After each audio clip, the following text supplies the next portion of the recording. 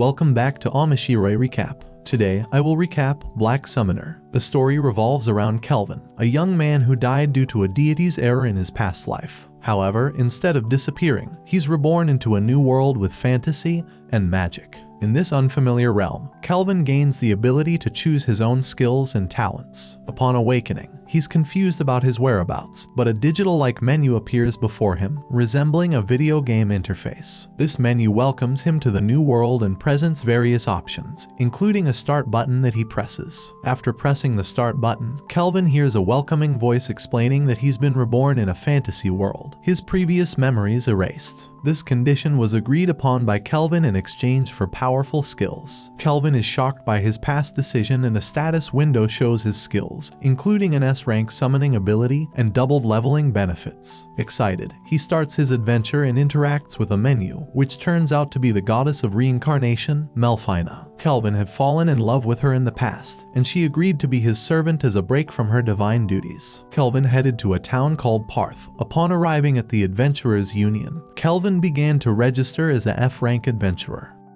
あなた様、ちょっとお待ちください。この世界の召喚士は国に一人いるかいないかの激レアジョブなのです。職業は緑魔導士としておくか。 After successfully registering, Kevin began his first mission to defeat the slime monster. At first, Kevin thought he could easily defeat the slime without killing it, so he only used an ordinary magic wand with no attack power. It turns out that the slime's movements are more agile than he thought.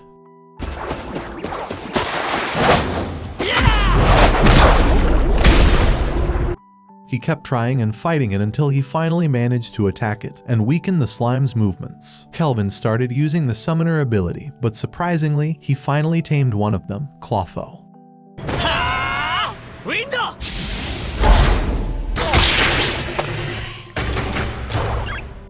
This interaction gives Kelvin-who a unique personality. Kelvin discovers he's an S-rank summoner, the most powerful of his kind, though he's only level 1. As his level increases, he'll become stronger, and his skill enhances his summoned creature's strength, with Kelvin-who's taming making them 100 times stronger. Kelvin returns to Parth, and he learns slavery is common. At that time, Kelvin felt attracted to the beauty of the elven girl, so he intended to buy her so that she could accompany him on the adventure. But before that, he rented a room to rest in peace while preparing for the next mission.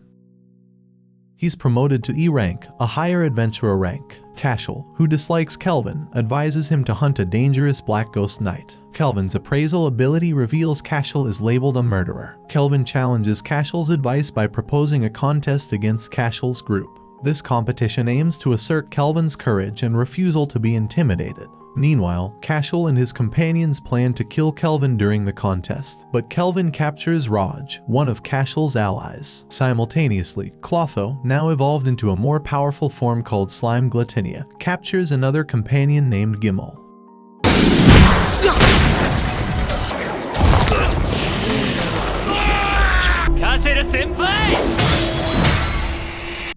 Cashel is defeated by Kelvin, revealing that Cashel targets inexperienced adventurers for experience points. Kelvin seeks out the Black Ghost Knight, Gerard, who was once a human knight but transformed into a monster after death.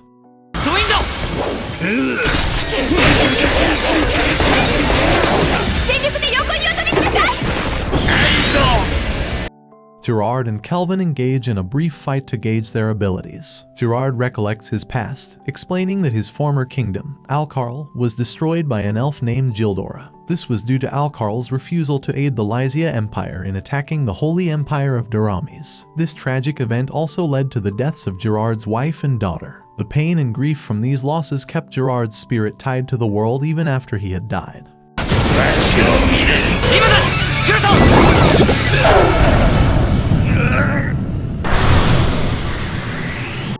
Kelvin receives a piece of Gerard's armor the following day as proof of completing a task, leading to his promotion to B rank adventurer due to his accomplishment and Cashel's reward. Gerard joins Kelvin's team, along with Kelvin-who and Melfina.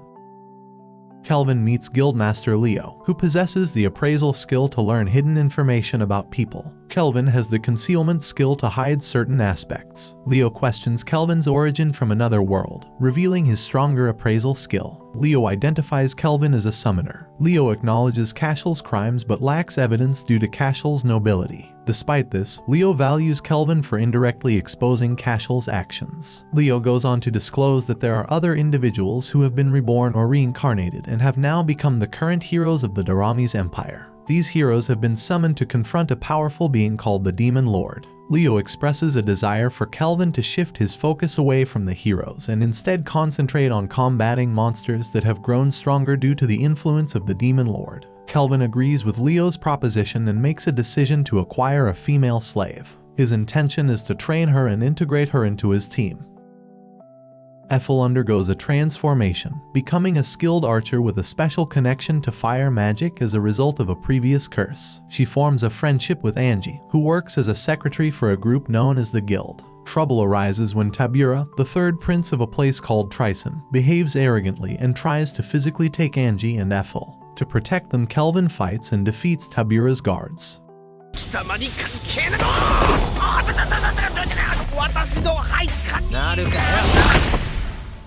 Tabura then reveals that he came to a location called Parth in order to hire a highly reputed adventurer to improve his own image. However, it's disclosed that Kelvin himself is that renowned adventurer, and he declines Tabura's offer. Meanwhile, a Melfina goes to the Cathedral of Daramis to deliver a prophecy to Oracle Colette. This prophecy instructs a group of heroes to address a threat that has emerged in the western region and advises them to stay away from Parth. As the story progresses, Ethel confesses to Kelvin that she has developed romantic feelings for him. However, Kelvin struggles with his emotions because Ethel is still considered a slave, and he believes that pursuing a relationship with her could be exploitative. Melfina tells Kelvin that the 4 heroes they were expecting are not as strong as she had anticipated.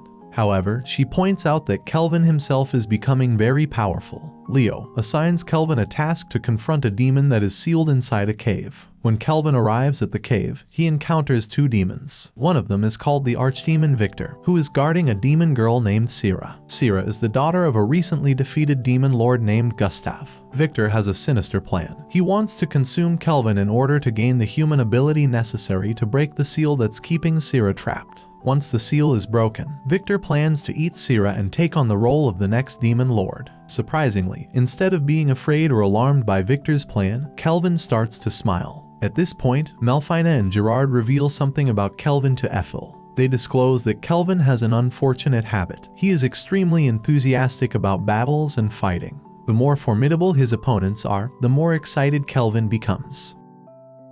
Victor summoned the B-level monsters to test their abilities.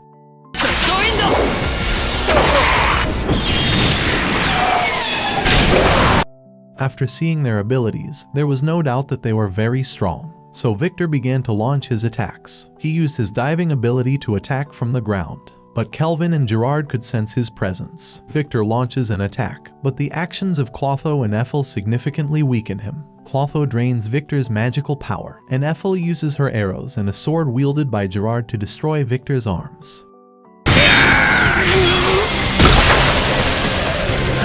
Victor transforms into a powerful demonic form. Feeling very dangerous, Kelvin immediately asks Gerard to use the maximum power of the loyal skill. Although it could only last for a while, it was enough to hold him back. Meanwhile, Clotho threw a cursed weapon to weaken him, and for the final attack, they did it simultaneously.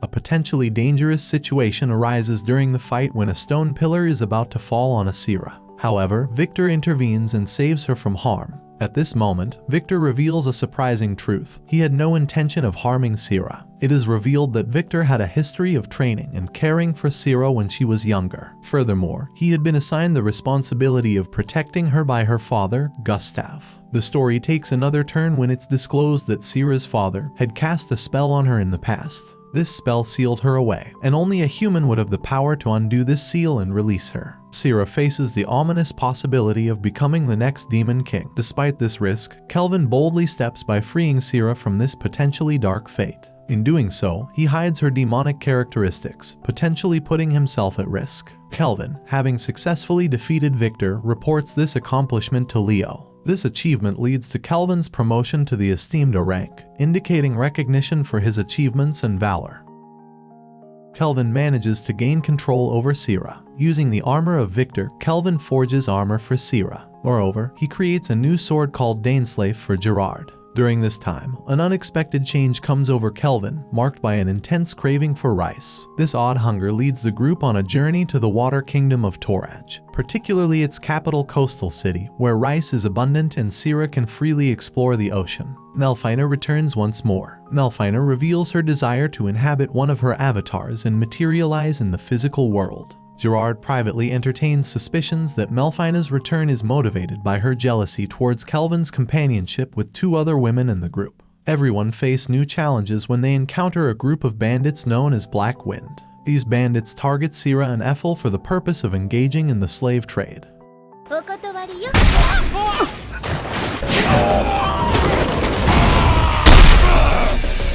The situation escalates as Sierra confidently defeats the bandits, and Kelvin proceeds to interrogate them. During this time, a series of developments lead the group to the attention of Mist, the leader of the Toraj Guild. Mist informs Kelvin about the true identity of Black Wind's leader, Kristoff, who is renowned as an adventurer from Trison. This revelation also exposes Kristoff's involvement in illegal slave trading. In a strategic move, Mist formally requests the assistance of these heroes to investigate the recent kidnappings perpetuated by Black Wind. Kelvin undertakes a mission to locate and liberate the slaves held captive by Black Wind. He successfully overcomes Kristoff and his associates in combat, effectively dismantling their operation. As the heroes of the story catch up with the situation, they initially misunderstand Kristoff's role, believing him to be an adventurer attempting to rescue the slaves. In an unexpected twist, they discover Kelvin and his team posing as the true leaders of Black Wind.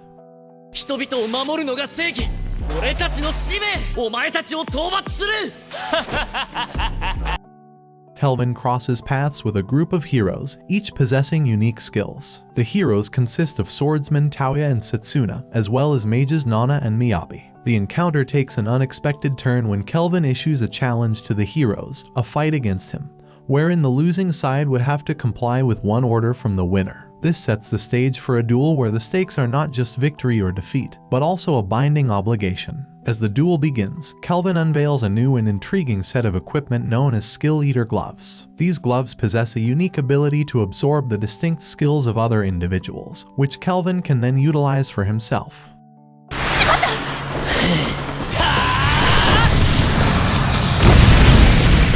Taoya, determined to fulfill his destiny of defeating the Demon Lord someday, initially takes on the challenge alone. His decision, however, comes under scrutiny when Setsuna intervenes, delivering a resounding slap that serves as a wake-up call. Setsuna's actions underscore the importance of teamwork and unity among the heroes. Recognizing his mistake, Taoya acknowledges his recklessness and the heroes regroup to fight collectively.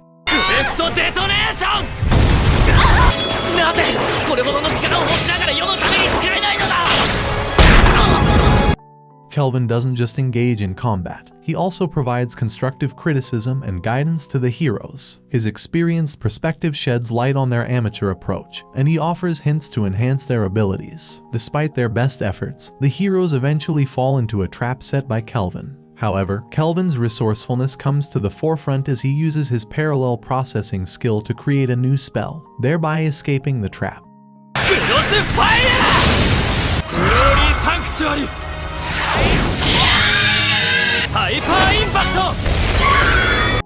Kelvin discloses a startling revelation. He was the one responsible for rescuing slaves, and Kristoff, a figure they might have trusted, is the true wrongdoer. This revelation prompts a shift in the heroes' perception of Kelvin. They realize that his intention wasn't merely to defeat them, but rather to gauge their abilities and provide them with an opportunity to improve.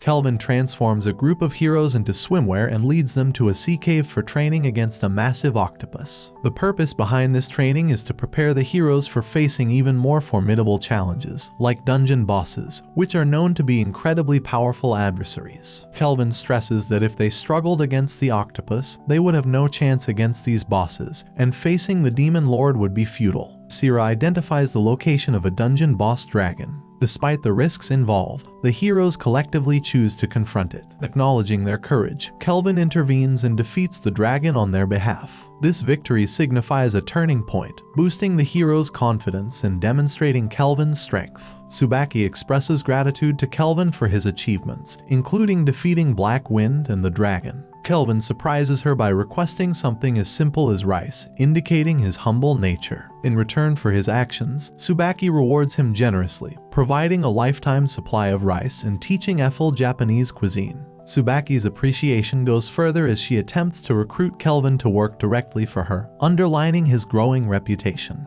However, Kelvin rejects the offer, displaying his independence and hinting at his personal values. The narrative then transitions to another setting, Parth, where Kelvin purchases a large house and hires two previously enslaved individuals, Ellie and her daughter Luca, as household servants. When Kelvin wanted to sleep, he suddenly felt that Melfina had returned. Melfina apologized because her body's adjustment took longer than expected. But that way, Melfina was ready to win his heart, and now Kelvin could summon her to that world. Melfina's appearance made Kelvin immediately fall in love with her, and he said that Melfina was the kind of girl he liked.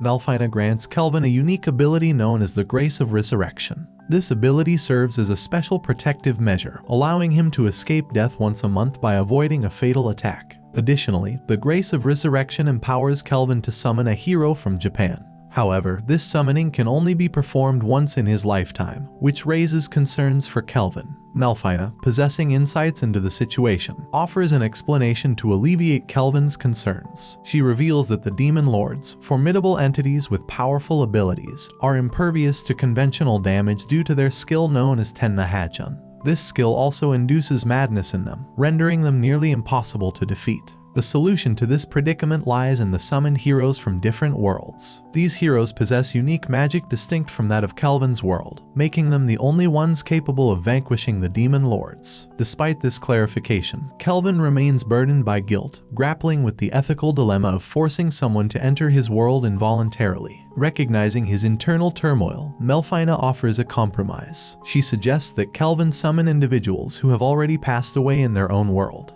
By doing so, it would lessen the appearance of kidnapping and provide these individuals with a new chance at life in Kelvin's realm. Kelvin decides to immediately put the plan into action. 転生を開始します。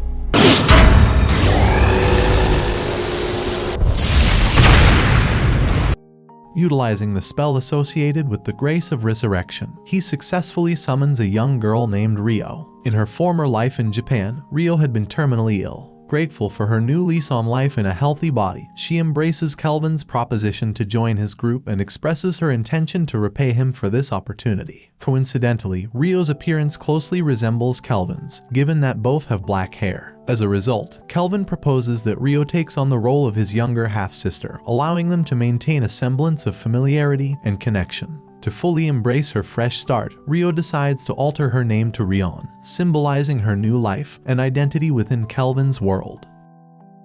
Kelvin also manages to tame a creature called a shadow wolf, which he presents to Rion as a pet, naming it Alex. The group is joined by Uld, another adventurer, who introduces his party members. They're currently in a dungeon where they're tasked with slaying monsters to pass their promotion exam and attain B rank. However, they discover that Sira and Gerard have already defeated all the monsters, leaving them with nothing to accomplish in the dungeon. Meanwhile, Kelvin receives news that Guildmaster Leo has nominated him for a promotion exam to reach S rank. This progression marks a significant leap in his status as an adventurer. Over the following weeks, Rion dedicates herself to intense training to become a competent fighter. A turning point occurs when a group of 14 assassins infiltrates Kelvin's domain. To test Rion's abilities and her newly acquired pet, Kelvin allows her and Alex to confront the assassins.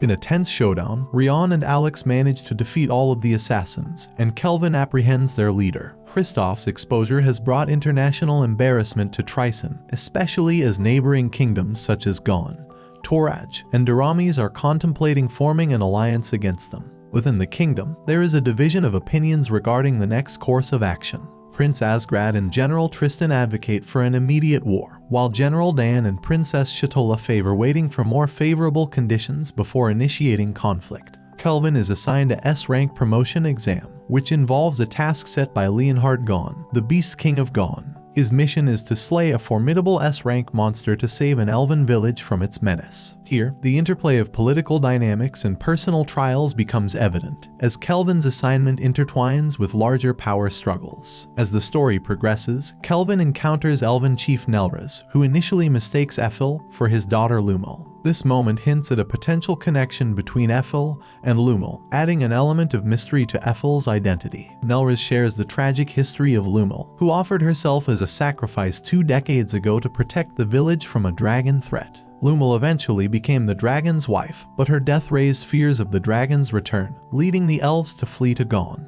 Kelvin's curiosity deepens as he suspects that Lumel might have been Ethel's mother. However, the situation becomes complex due to the seemingly impossible prospect of pregnancy between a dragon and a human. This revelation adds layers of intrigue and hints at the supernatural elements that shape the story's world. Nelrys reveals that the village has been facing ongoing kidnappings of elves by the S-rank monster. Kelvin takes action, erecting a protective stone barrier around the village to thwart the menace. However, the tension escalates when Tryson's soldiers, accompanied by controlled monsters, invade the village. Ethel takes a decisive role in the conflict, eliminating the soldiers with her long-range abilities.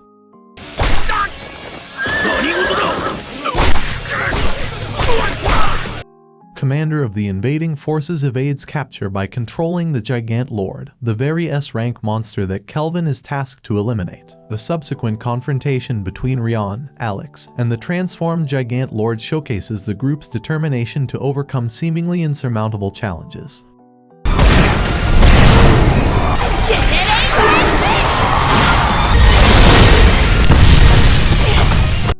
General Clive's sudden appearance elevates the stakes further, endangering Ethel's life. Kelvin's intervention saves her, revealing his protective instincts and compassion. これだけは言っておく。俺の女に手を出すんじゃねえよ! Clive attempts to hypnotize Ethel into becoming his sex slave. Kelvin, however, intervenes to protect Ethel from Clive's advances. A key revelation occurs as Kelvin recognizes that Clive is also a reincarnation possessing a unique hypnosis skill. Clive's arrogant declaration of using his hypnosis for personal amusement underscores his morally reprehensible character and his abuse of power.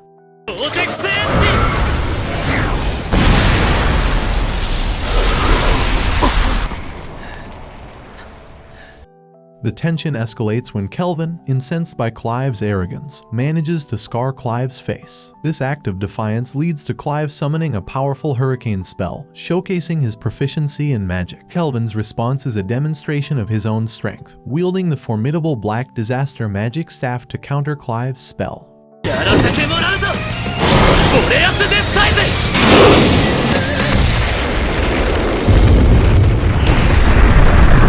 The confrontation reaches its climax as Kelvin successfully cuts through Clive's spell and severs both of Clive's legs. Clive's defeat is temporarily halted when General Tristan arrives to rescue him, teleporting them away from the scene. The elves celebrate their victory, although Kelvin feels disappointed that the battle was inconclusive. Nelrys gives Ethel a hair ornament belonging to Lumel, suggesting a deeper connection or meaning. A surprising revelation emerges when an elven girl reveals herself to be Leonhard Gon. And that is the end of the video. So if you enjoyed this video, remember to hit the notification bell and subscribe to the channel. Let me know in the comments which recap you'd like to see next, so see you in the next video.